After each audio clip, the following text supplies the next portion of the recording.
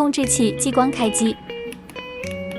打开后点文字添加日期确定，继续添加时间确定，再添加文本回车键空一行，把空出的这行上移到中间，这边可以改为居中对齐，确定。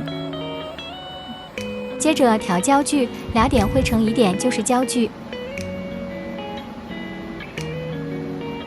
下一步点喷码参数，调整一下功率和喷码速度。点开始喷码红光预览，可以打个静态看一下效果。接着要调光电，尽可能的贴近产品。指示灯亮说明感应到了。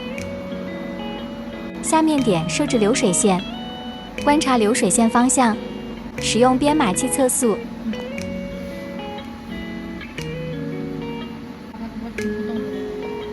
观察屏幕上的数值取平均值，把数值填入流水线速度，开始喷码就可以打标了。